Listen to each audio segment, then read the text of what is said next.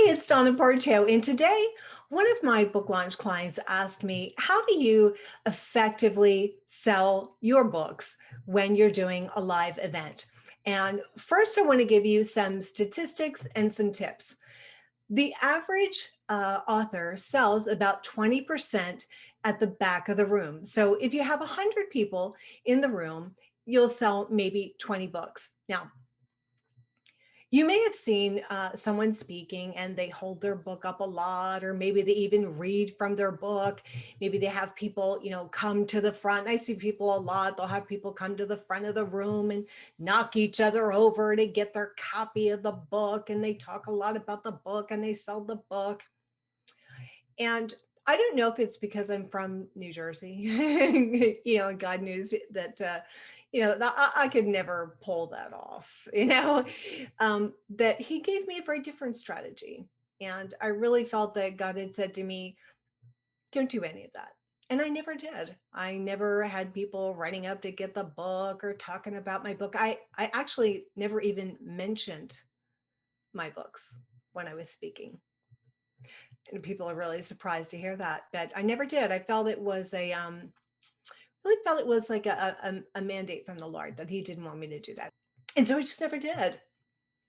And yet I'm just going to tell you this because I told you that. So I'm going to tell you the other half. On average, my back of room sales was 100%, sometimes higher. Usually in that range around 100. I remember, going up to 120%.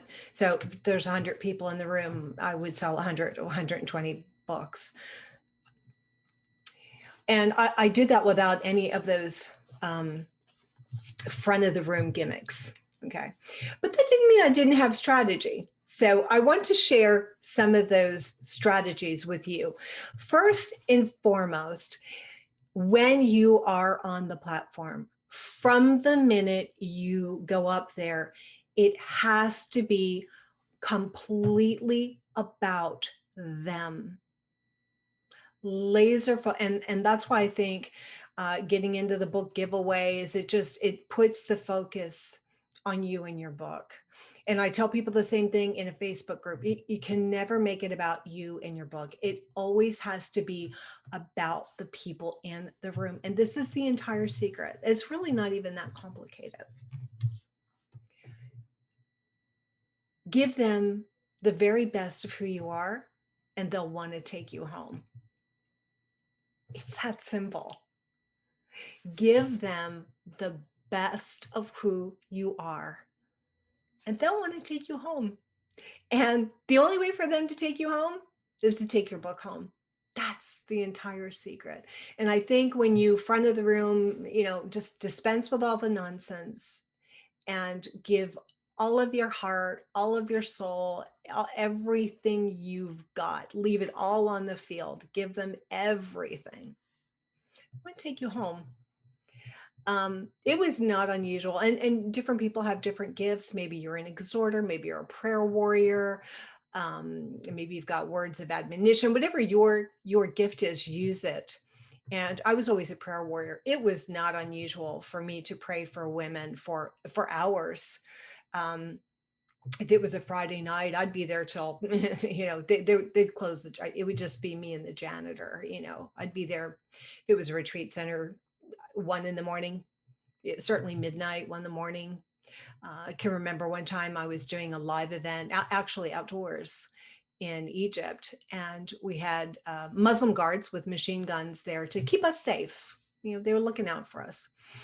And the women were in line waiting for prayer for a long, long time. And one of the friendly guys with a machine gun came over and said, you need to leave now.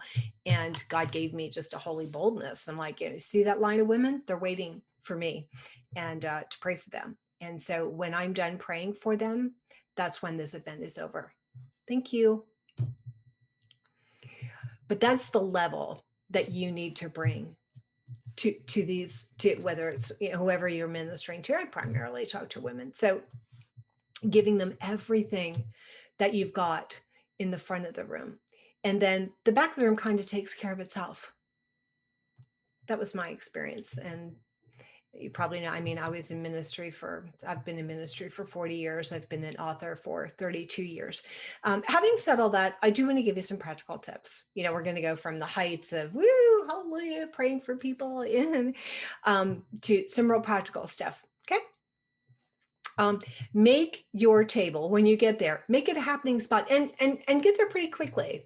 I talk about praying for people, and sometimes I would do that in the front of the room, but you can also pray for people, exhort people, or whatever your gift is. You can exercise it right by your book table. I could have a chair right there. An elevated chair is best, a chair that sits up so you can be, you can be eyeball to eyeball, not slumped down. If you can possibly get an elevated chair, that's ideal. And then people can walk up and you're still making eye contact with them. But get your table pretty quickly and make that's the gathering spot. That's the happening spot, and make your book table feel like an event.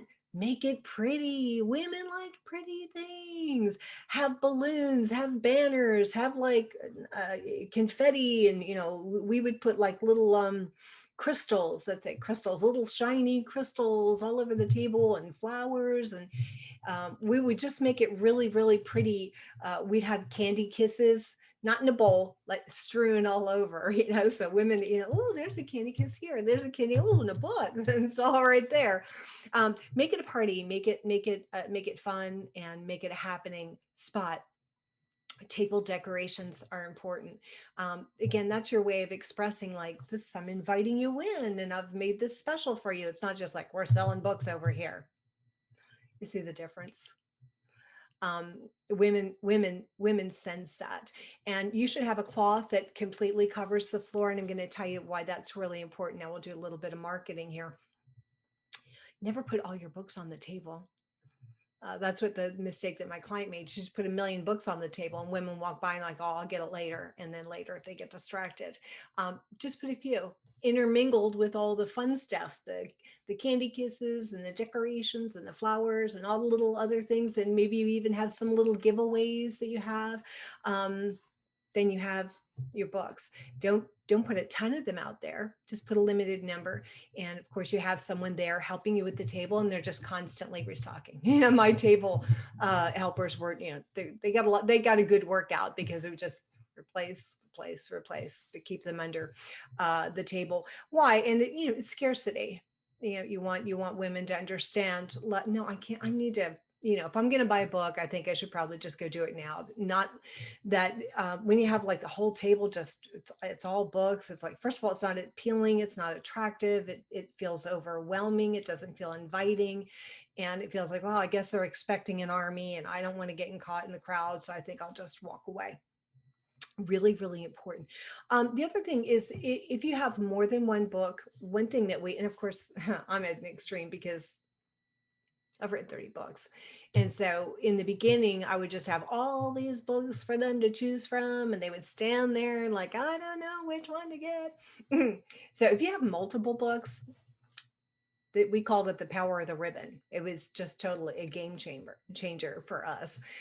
We would take the four best, we would know kind of what the theme of the event is, take the ones that we felt were most suitable and put them in a ribbon. And then there was only one choice. It was either you came and got that stack, it was 4 books. Either you got the stack and it was a good deal, it was a bargain. It was like an event special and it was pretty. Women like pretty. It had a little ribbon around it. It was all tied up in a bow. And you came and you got your package and you didn't have to agonize over the decision. The decision was made for you. Really, really simple. And also, and this is something that I really emphasize with all of my authors, and this is the way you make sure it's not about you or your book. Make it a movement. What's the movement here? What's God up to? And what has God called you to communicate? I mean, that's really where the book needs to begin. It's really, really important. What's the movement? What's the mission? What's the mandate? It's not just like, hey, I wanted to write a book. I always wanted to write a book and I wrote a book and it's over there and I've got 1,000 copies of it thrown on the table and you should buy one. No, I mean, this is movement. God's doing something, right? And so for many years, mine was like princess with attitude. And the people that I was ministering to were maybe people who grew up, they didn't really feel very special. They didn't feel valued. Maybe they had daddy issues or whatever. And so I used a verse: "How great is the love the Father has lavished on us, that we should be called children of God, and that is what we are." And so it had this whole fun thing, princess with attitude. And so everybody would come with tiaras, and I would have a wand that I would wave, and just was really fun. We're the prince. I mean, this was back in the day before everybody was talking about princess, but um, so we would have on the table, we had mugs, we had t-shirts, we had baby onesies, we had, we had journals, we had pens, we had all of this different stuff, all with the message of the movement. So really your book should be tied into some type of movement, and then you can create those other products. And again, we would put this in the bundle, hey, here's the princess bundle, and it would already be packaged up in a bag with a bow, and you can get your princess bundle over here. And big fan of bundles, and conveying what that movement is. um being available. I already mentioned this idea of like your table being a fun happening, the place that people want to be, the place that, like, why is everyone gathering over there? There's something going on. And be there, and do lots of photos, do them right there. If anyone buys the book, then you want to pose multiple and if things are kind of slow, so I told you, if things are kind of slow, then that gives you the opportunity to spend more time with each individual woman. If you've only got one lady, give her your full attention, talk to her. I mean, you're the speaker, she's excited, ask her questions. If you want to pray for her, if whatever your thing is, give her a word of encouragement. And if she gets a book, if she doesn't buy a book, and no one's at the table, I would seed the first book. I would seed it. If she seemed like an upbeat lady who would be like, get excited, if she's like not gonna, you can tell people if she's gonna just be like, oh, I got a book. But if she's gonna be like, oh my gosh, and then write her a novel in the front. Again, I'm talking about if people are not yet gathering at your table, how to deal with that awkward moment when no one's quite there yet and no one's buying anything. Just being realistic here. If that happens to you, pick someone who seems like they'll make a big deal, they'll be really excited, and say, oh, well, and always have a pen in your hand. I just said that, have a pen in your hand. And I will make it a fun pen. Make this something's happening. This is a big deal. This is a lot of fun. So make sure you have like a big fuzzy ball pen, like, woo, this is my signing pen. So buy my book so that I have something to do with my special pen. I mean, I did this forever, right? So it's just, these are just lessons you learn, and nobody walks off with it. That's the other thing, when it's like really distinctly, your signature pen. I would always have a pen with like a tiara or Disney. I know some people don't like Disney, but I would have Disney princess pens and that kind of thing. What you can do is just be engaging with her and write her a novel. Like you've asked her some questions, Susan, and for your son, just so that people are getting the idea that you've got a special pen and you're at your table and you've got books and you're writing in them. This is at the back of the room, and that's where it's appropriate. I already told you my bias. Probably every other speaker that you've ever heard talk about this will tell you to sell from the front of the room. I never sold from the front of the room. Never sold. Never. I just don't think it's the place. I think the and I'm speaking to Christians. To me, the altar, the platform, that's holy ground. And you can create holy ground around your book table too, but I think that the back of the room is the place to, and we sold 100% because we made it a party there. I already mentioned the idea. Oh, I did want to give you one little trick.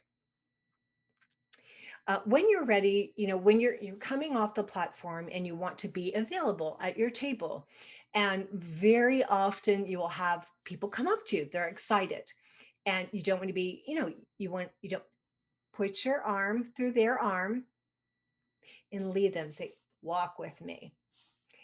And walk with them, and you're talking to them and you're listening to them, but you're walking to the table. Then get to the table, your chair is waiting for you. Hop on your chair, you've got eye contact with them. Okay, so yeah, otherwise, and it happened to me many, many times. You're at the front of the room, you can't get to the back of the room, and you do have some people who will monopolize you, and it's not really fair to the people who maybe have made their way to the back of the room and are waiting for you. And that's a tricky balance, and I'm not sure I ever quite mastered it. But definitely taking their arm in yours and just kind of walking them in the right direction of where the party's happening is a way to do that. Da, da, da. Oh, yeah, again, just a couple more practical things. Very few people have cash. Nobody carries cash anymore. So make sure that you have, the right tools to take payments. Whether it's Apple Pay, a lot of people have that, or credit cards. There's Stripe, there's Square, I think even PayPal. And PayPal will take credit cards too. And they have a little device that they'll ship you that you just kind of swipe. Now, you should not be doing that yourself. And that's the last thing that I want to talk about. You should have someone who travels with you. Even when you might begin just doing local events, but have someone with you. Make sure you train them, you give them guidance so that they know what they're doing. You don't want to be at the mercy, the horror stories I could tell, of whoever shows up. Have someone with you, and as you grow, you might not be able to start there, but as you grow, you want to compensate that person. And what I would do is I would pay them uh, the higher dollar amount of either a minimum. We would agree, here's the minimum that I'm going to pay you for working at my table and serving me in that way, and a maximum of a percentage of the table, whatever it is that they're willing to work for, and that seems fair to everyone. It's been so long since I've done that, honestly. Don't even remember what it was, but it was a percentage of the sales, and they were guaranteed to get that minimum amount. And then if the book sales or full table sales were higher, then they would get that higher amount. So I hope that those tips really help you. And the most important thing is your mindset. The reason you want them to buy the book is not so that you can sell more books. Okay. You've created a tool, a resource that's going to make a difference in their lives. And people aren't going to remember. I remember, does anyone remember Patsy Claremont? But I remember Patsy Claremont saying, I was nervous about having kind of a signature message and repeat. We were traveling. Patsy Claremont was on the tour, and we were with Women of Virtue. And I felt insecure. I'm like, oh, what if they heard me give this message before? And, she said, girl, you flatter yourself. You could start the exact same message word for word 5 minutes after you finish, and most women in the room wouldn't even notice. They don't remember what you said. They're just bombarded with stuff. So they're not going to remember. And if you really believe in your message and you've poured out your heart, and these women, it connected, it was just what they needed. Guess what the next thing they need is? They need to take it home to reinforce and yeah, that's a word, to reinforce and really let it get deep in their heart. That's what it's all about. It's about writing the kind of books that people will buy and be changed by, and they can't be changed by if they don't take it home. I hope those tips help.